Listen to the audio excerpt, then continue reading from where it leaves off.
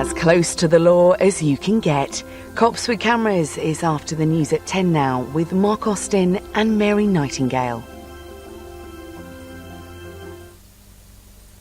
Money before men, savings before safety. The damning report that blames the deaths of these 14 servicemen on budget cuts. 14 men lost their lives, and I think 11 men should lose their jobs. 10 that are named in this report, and 1 Secretary of State for Defence.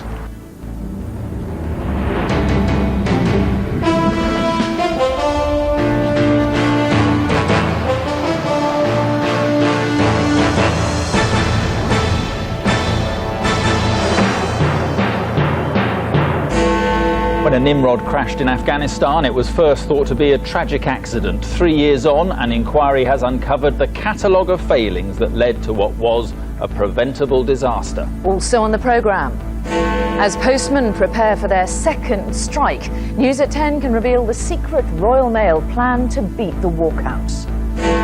Carnage and chaos in Pakistan, 90 are killed in the country's deadliest bombing for 2 years. And how historians lost the Battle of Bosworth Field.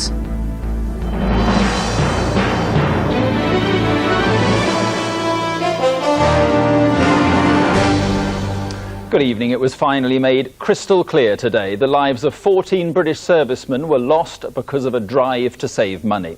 The men were killed in an explosion on an RAF Nimrod plane 3 years ago. Today, a report into the disaster blamed cost-cutting at the Ministry of Defence. The crash, it said, was entirely preventable. The families of the men who died are calling for resignations from the very top. We'll hear from them in just a moment. First, our political editor Tom Bradby has the details of today's devastating report. Their fate was already sealed before the first fire warning. The accident to XV-230 was avoidable. It was lost because of a systemic breach of the military covenant brought about by significant failures. This must not be allowed to happen again. 14 lives brought prematurely to an end, and the families have had one simple question ever since. Why? Well, now we know the answer beyond doubt. In the scale and the scope of its criticisms, in the withering nature of its language, this report was like nothing any of us here have ever read. The QC Charles Haddon Cave does not quite accuse the government of having blood on its hands, but he comes perilously close.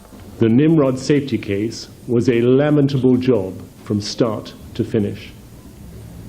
It was riddled with errors. It missed the key dangers. Its production is a story of incompetence, complacency, and cynicism. The best opportunity to prevent the accident to XV-230 was tragically lost. The 37-year-old Nimrod spy plane was only flying because of delays in bringing in an updated replacement. It had known design faults which combined to cause the disaster when fuel spilled during mid-air refueling and came into contact with exposed air pipes which had heated up under pressure and started the fire. There was no system to either warn the crew or help them fight the blaze. They were doomed. The inquiry said the government had put cutting costs before safety in general and had then conducted a safety review that was poorly planned, poorly managed and poorly executed, which left the Defence Secretary with no choice but to say, I am sorry for the mistakes that have been made and that lives have been lost as a result of our failure. Nothing that I can say or do will bring these men back. This report really does make desperate reading. It's miserable for the families and politically very damaging for the government. Any political party that has committed its country to 2 major wars clearly needs to be getting defence right. And most people in the country seem to feel quite strongly that at the moment this government is not achieving that. Tom Bradby, News at 10, at the Ministry of Defence. Well, after the strong words of today's report, the families of the dead had some harsh criticism of their own. They called the Ministry of Defence's conduct disgraceful. Paul Davis met the parents of Sergeant Ben Knight on the day they were finally given some of the answers they've been searching for. They were holding this damning document close to their hearts tonight. Ultimate confirmation, they say, of their own long-held belief that appalling mistakes and politics contributed to their sons' deaths. Bob Ainsworth, he's been saying everything's fine.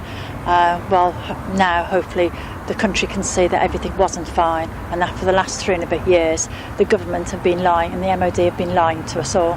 14 men lost their lives, and I think 11 men should lose their jobs.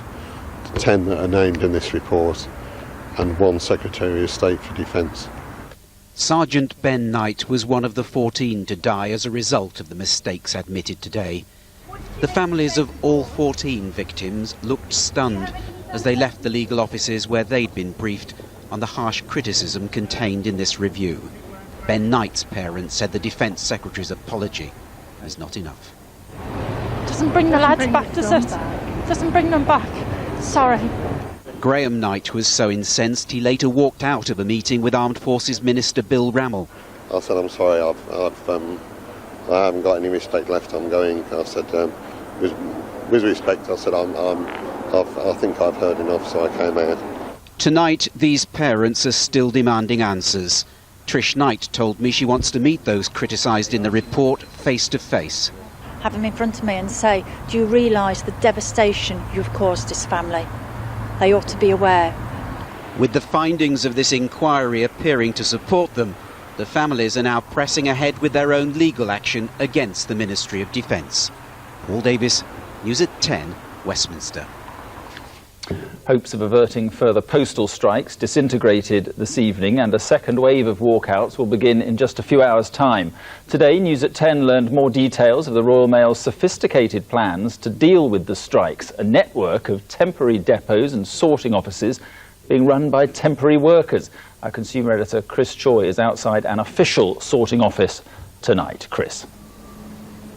Well, the question now is, how will our post get through? And the answer, to an extent, comes down to an unpublicised but well-funded network. It relies on non-union workers and non-mainstream Royal Mail premises.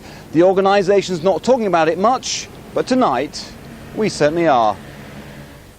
We put together the jigsaw pieces of the Royal Mail's secretive chain of depots designed to withstand strike disruption.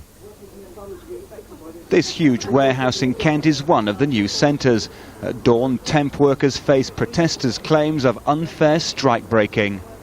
They're lying to you, I'm afraid. It's not Christmas pressure. This is about them trying to undermine the strike. At the end of the day, I need money, so I'm going to support my family. One of the huge new strike centres is in Scotland. Like the others, it's running parallel to the permanent Royal Mail depots. Alongside centres like this, Royal Mail managers have quietly developed a shadow network that operates outside of this mainstream system. It's secretive, it's controversial, but tonight we can give you the details. In Dartford, Kent, there's a 160,000 square foot warehouse. In Raunds, Northamptonshire, a new mail sorting centre. Near Bristol, a 66,000 square foot mail centre. All 3 are now operational. 2 more soon will be. One in Doncaster, close to the A1 and M62. Another at a disused factory in Bathgate, West Lothian. What they're doing is building a spine of these centres all the way from the southwest past London up the middle of the country to Scotland, which enables them to position all the mail within 1 to 2 hours of where it needs to be for future delivery. In Bristol, staff, most on minimum wage, have 2-month contracts. To be honest, I've kept my news out of it. I'm working, that's all it is for me. Keep your head down, get the money in. Even with this week's walkout, these places will buzz with non-union temps, showing how determined and prepared Royal Mail is for strikes, no matter how long they go on. So, Chris, once again it looked like a deal was close, and once again it's collapsed. What on earth is going on? Well, the spin machines are in operation tonight. We've got the TUC version being issued, the union version, the Royal Mail version. What it seems has happened again is that in those negotiations, they've come up with a form of words which to an extent shifts the detail back for further negotiations. That has gone back to the union executive, where the foot soldiers of the Royal Mail, the posties, are well represented. Now, they know that their power lies in this pre-Christmas period. That's when we all depend on the mail more than at any other time. Now, they don't want any kind of fudge, which happened, they say, after the 2007 strike. If they leave the detail to be negotiated in the new year. They could well face a new government. They certainly won't have the power of the pre-Christmas period. So it seems tonight everything is set for a much longer standoff. All right, Chris, thank you very much indeed. Now, the former Home Office Minister Tony McNulty will be forced to pay back around £13,000 following an inquiry into his expenses.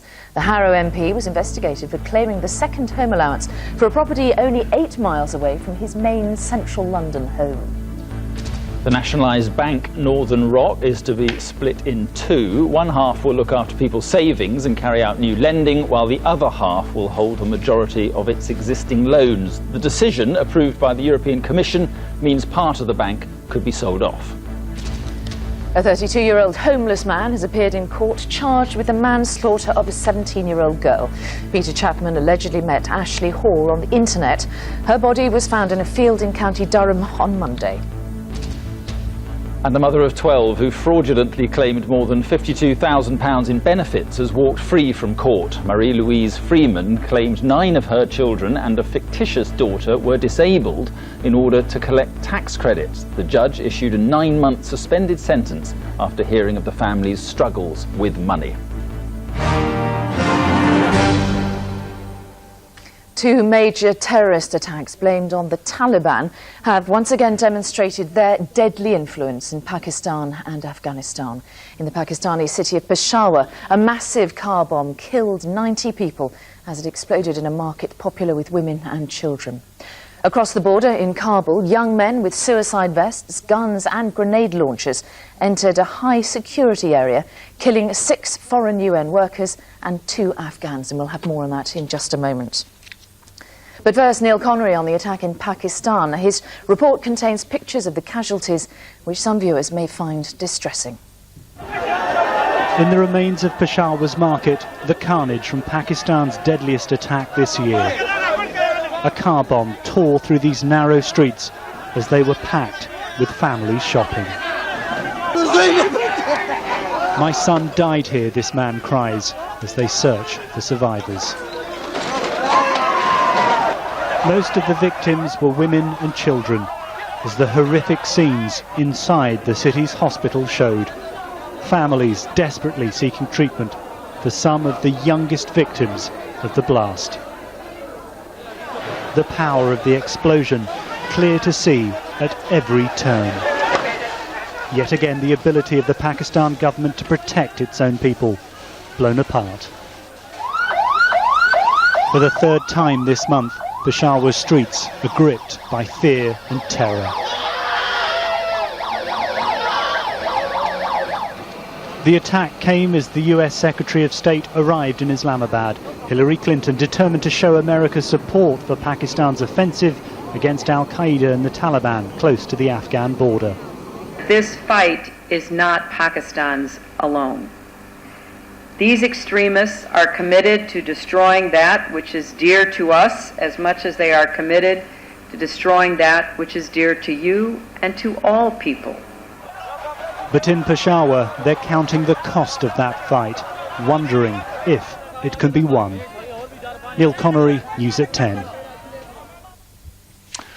Well, in Afghanistan, the Taliban said they chose their target, a UN guest house in Kabul, because of next week's election. The UN is helping to organise the voting. Today, Secretary General Ban Ki-moon condemned the attack as shocking and shameful. NBC's Richard Engel is in Kabul and sent this update a short time ago. Witnesses and survivors tell us the 3 militants disguised in police or army uniforms, wearing American-style combat boots and suicide vests strapped around their chests, first killed the guards who were outside this private hotel used by the United Nations to house its staffers. Then they climbed over the perimeter wall. One of the suicide bombers detonated his device, and the others then tried to go from room to room, hunting down the 25 UN staff or so who were inside. According to the United Nations, 6 of its staff members were killed, and then about another 9 were injured. Some of them were injured when they tried to jump out of the upper floors of the guest house to try and avoid the fire and smoke and bullets. The Taliban claimed responsibility, saying that it was aimed at the United Nations to try and prevent the group from organizing elections in this country on November 7th. The UN, however, says it will not be deterred and that it will continue to work for elections on time. And that is NBC's Richard Engel reporting for us from Kabul. We will have lots more still to come tonight, including tomorrow's front pages. Plus, after 60 years on the run, the Nazi hitman finally facing justice. And the Battle of Bosworth has always been sure of its place in history. Its geography, though, has always been slightly fuzzy. Why the site of one of the most famous battles in British history is on the move. The British couple, feared kidnapped by Somali pirates, were advised not to embark on their latest sailing trip. News at 10 has spoken to the manager of a yacht club in the Seychelles, who warned Paul and Rachel Chandler that their journey from the islands to Africa was simply too dangerous. He spoke to our correspondent in the Seychelles, Julian Mannion. In a luxury Seychelles resort, the pirate hunters have their base. These are men of the European Air and Naval Force that's fighting piracy in the Indian Ocean and trying to help the missing Britons, Paul and Rachel Chandler. On screen, the track of one of their surveillance aircraft, combing a stretch of sea. The aircraft here are small, but they carry powerful sensors. For the first few days after the Chandlers and their yacht went missing, this was one of the aircraft involved in the search. But it's now believed that the Lynn rival is further north than this plane can operate. And surveillance is now being conducted by longer-range aircraft operating out of Djibouti in the Horn of Africa, 1,000 miles away. A yacht that could be the Chandlers is now being tracked, and it's clear that the sighting is being taken very seriously. You track it, identify it perhaps. What next? What can be done? The subsequent actions are, of course, based on the situation. If it's confirmed there are pirates on board, then suitable actions by surface vessels will be taken. It was from this port that the Chandlers set out late last week. They'd kept their yacht here on and off for months, and they'd got to know people like André Warreau, the manager of the local yacht club. He told me that he had tried to persuade them not to go through with their plan to sail to Tanzania.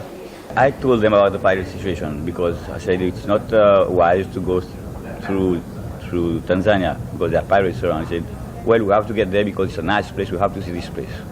The warning signs were certainly there.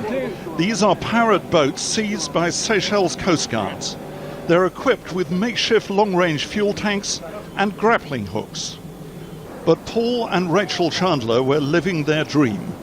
It's not yet clear if or when they will be able to live it again. Julian Mannion, News at 10 in the Seychelles Islands. Here, the family of Rachel Chandler was given assurances that all is being done to find them from the Prime Minister of Somalia himself. Her brother and niece met Omar Shamak as he visited London. Our UK editor Angus Walker was with them. Omar Shamak, the Prime Minister of Somalia's transitional government, offered his sincere concern to the brother and niece of Rachel Chandler. I'm saddened by the situation that you find yourself in. And I can assure you that definitely we'll do our best really to free this couple. The fate of Rachel and Paul Chandler remains unknown, presumed kidnapped but unharmed, according to the Prime Minister. The patterns of this in pirates has always been not to harm the captors because they want money. I can assure you that perhaps that they're not going to be harmed. After the meeting, I asked Steve and Leah if they had been reassured. He reassured me that he would do what he could. Yes, I was pleased to speak to him. The best way of operating this and taking this forward is if all parties are working together and we get the Foreign Office and the Prime Minister working to develop a solution. It's thought the Chandler's yacht is being taken to Haraderi, about 300 miles north of the war-torn capital Mogadishu. EU warships on anti-piracy patrol in the area are monitoring by radar a yacht towing what appear to be pirate skiffs, now just 120 nautical miles from the coast. Last night ITV News had a call from someone called Abdi, claiming to be one of the pirates. He said, "I belong to that group, the one that has your household. They are fine. I want to tell you some problems. First problem, they haven't arrived yet. Second problem, the boat has a low speed. They are on their way. Your household have not been able to drink for 2 days. They cannot drink our water. They have had no food or water for 2 days." So Rachel and Paul Chandler remain missing, with concern growing and diplomatic efforts continuing. Angus Walker, News at 10. NASA's first new rocket for 30 years has successfully completed its first test flight. After several delays, the Ares 1X finally lifted off from the Kennedy Space Center this afternoon. Ignition and liftoff of Ares 1X. Testing concept. The rocket cost $450 million and its flight lasted just 2 minutes. If the money can be found, NASA hopes Ares will eventually carry astronauts back to the moon. After 60 years on the run, one of the most wanted World War II criminals has finally faced his day in court. Now an 88-year-old pensioner, Heinrich Bohrer, was part of a Nazi death squad behind the murders of 3 Dutch people in 1944. For his victims' families, it has been a long wait for justice. Lucy Manning spoke to one of them as today's trial went ahead in Germany. He is old, frail, wheelchair-bound, but he is also a self-confessed Nazi hitman. Age cannot disguise Heinrich Bohrer's past. Opposite him in court, the son of one of the men he killed 65 years ago, Teun de Groot, is looking at his father's killer for the first time. What would you like to see happening to this man? That he is to be condemned for the rest of his life. Bohrer was a member of the Waffen-SS in Holland, assassinating 3 Dutchmen, something he admitted after the war. It was another time with different rules, how the now 88-year-old explained it, but time has finally caught up with him. Teun de Groot was just 11 years old when Bohrer shot his father on the doorstep. They ringed at the door. They were in civilian clothes. They said, "We are the police, we have to see your papers." We showed it, and the Bohrer shot 4 times and my father was killed. When Dutch journalists secretly filmed Bohrer at his retirement home, there was little regret. Heeft u er spijt van wat er allemaal... Do you feel like a war criminal, he is asked. No, he replies, what happened happened, I was just following orders.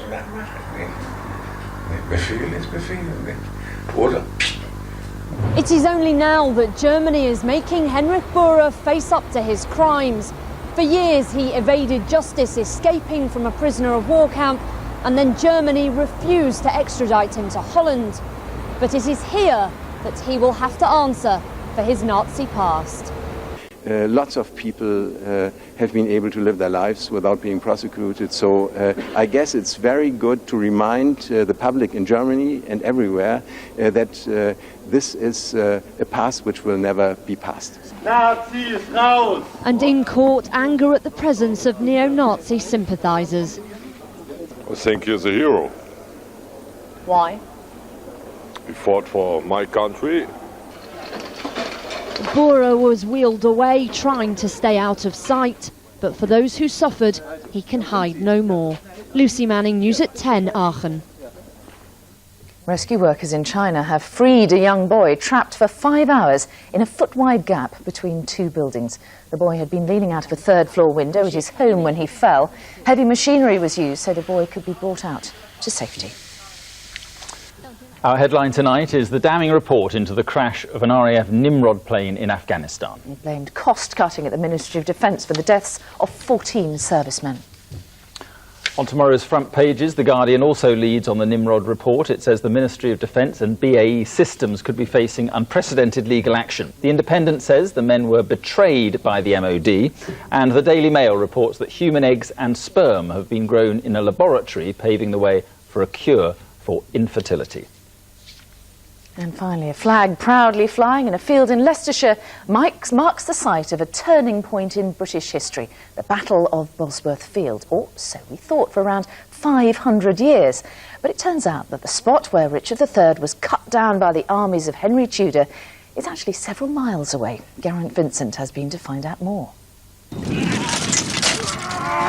Great battlefields of Britain attract a particular kind of enthusiast and a determined kind of archaeologist who claims to have settled the argument over the precise location of the Battle of Bosworth, not with the discovery of swords and axes, but by turning up cannonballs. We got the biggest artillery piece you'd ever expect to find on a battlefield of the 15th and 16th century, mobile artillery pieces. They're already firing at Bosworth.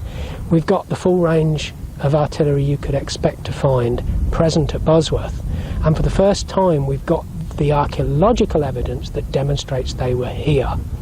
Bosworth was the big showdown between King Richard III and his challenger for the English throne, Henry Tudor, the decisive battle in the 15th century Wars of the Roses.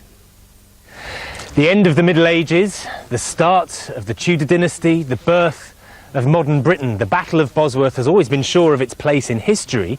Its geography, though, has always been slightly fuzzy. This monument is supposed to mark the spots where the much maligned Richard III was killed, but the new evidence puts the place of his death about 2.5 miles in that direction.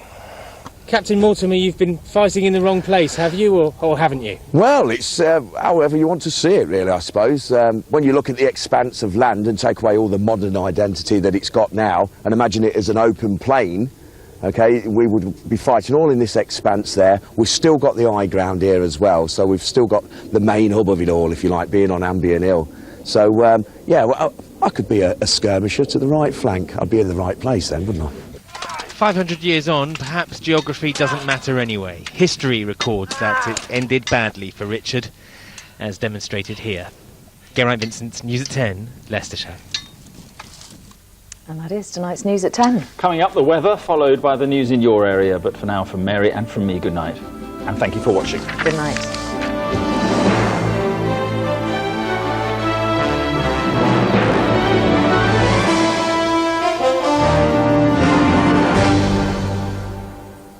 If it's dull or bright and breezy, Sheila's wheels will make things easy. Whether skies are grey or blue, our car insurance covers you. Hello again, good evening. It's another mild night for all of us, which is good news. We're saving on those heating bills. Currently outside, we've got some fog patches forming over towards the eastern part of the UK, but coming further west, it is going to be another night of plenty of cloud cover and outbreaks of patchy rain and drizzle at times. And this rain will make further progress during the morning tomorrow. So for many western parts of the UK, it is going to be another cloudy start, with the fog patches remaining over towards the east. Could make driving conditions pretty tricky first thing in the morning. The best chance of seeing any brightness is up towards the northeast coast. And in the afternoon, that warm front will make further progress northwards. The best chance of seeing the brightness in the afternoon will be for parts of Wales and for southeast England. The temperature, again on the mild side, 17 or 18 degrees in the south. Have a good night. Whether skies are grey or blue, Sheila's wheels can cover you.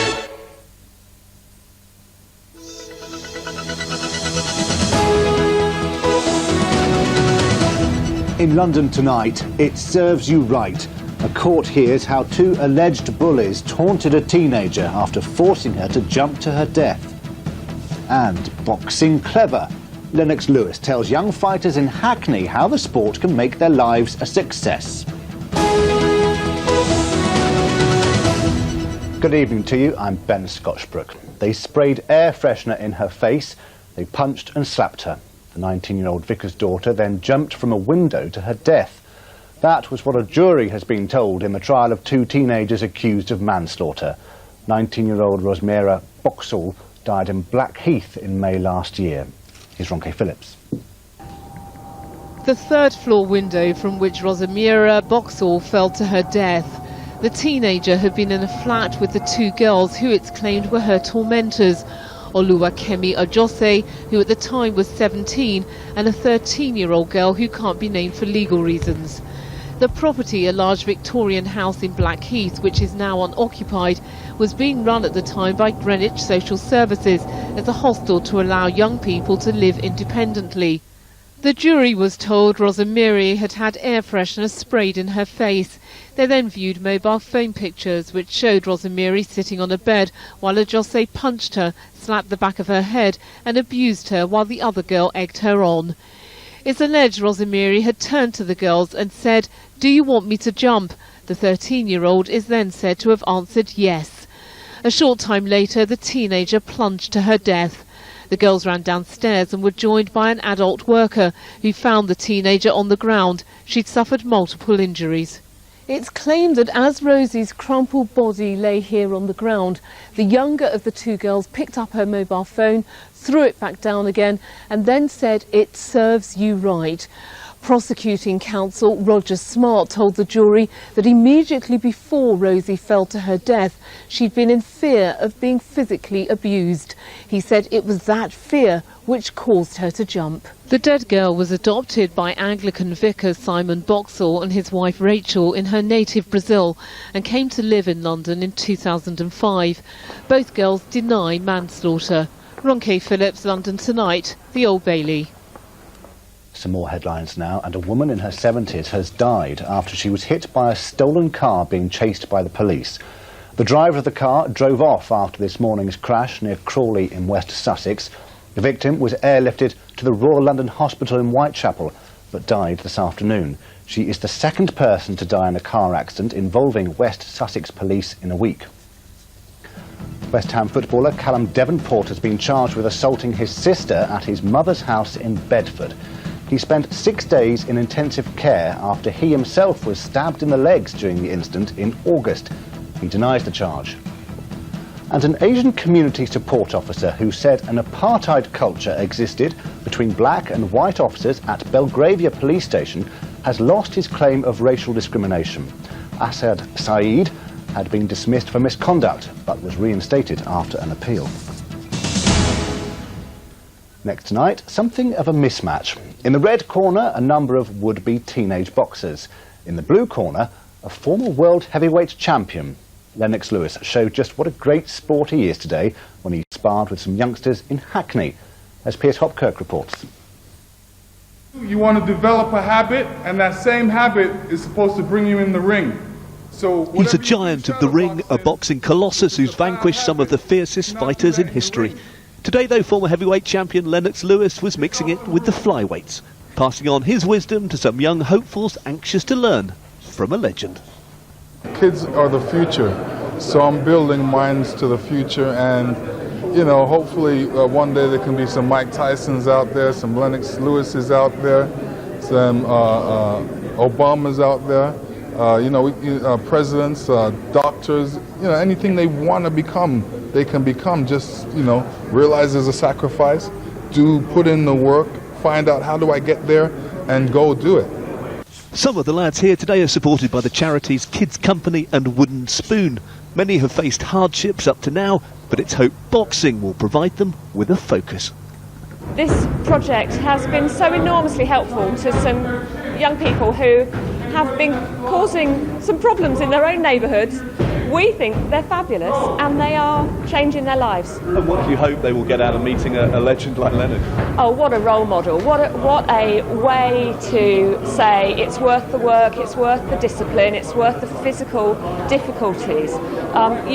You need somebody like a Lennox Lewis to give them real vision. It's amazing, yeah. I've been boxing for about 3 months and it's really, really amazing to be with such a great and influential fighter. Yeah, it's great learning from the best, really, so you can't ask for nothing better than that. Best guy ever. It's amazing how, even though he doesn't need to do stuff, he still does it just because that's how good he is. That's a good person. At 6'5", Lennox Lewis has always been a man people look up to. And today, for a group of ambitious young hopefuls, he showed them exactly why. Piers Hopkirk, London Tonight, at the Real Fight Club in Hackney. OK, we end our news tonight with some pumpkin hunting. Well, to be honest, they weren't that difficult to find at Willow Farm near St Albans today. The field was full of them, but with Halloween just 3 nights away now, these young hunters told our reporter Glenn Goodman what makes the perfect pumpkin. Orange. Orange is my favourite colour. Just medium and not too big and not too small, really. So you can carve faces out of it. And why did you choose the pumpkin you chose? Oh, I'm sorry. Don't worry. It's big. You like it because it's big?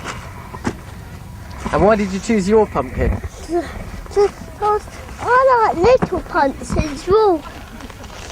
You like little pumpkins? Watch your step there. They've pulled over.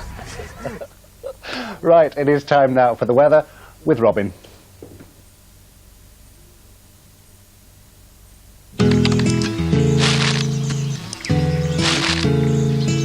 London weekday weather, sponsored by PlusNet Broadband.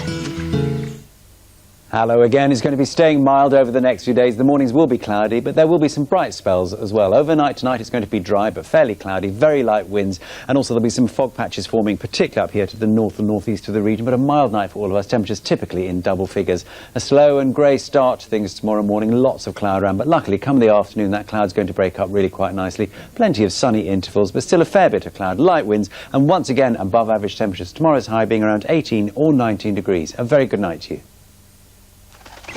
London weekday weather, sponsored by PlusNet Broadband. OK, we will have more news and weather for you in our GMTV bulletins. But for now, from everyone on the London team, good night.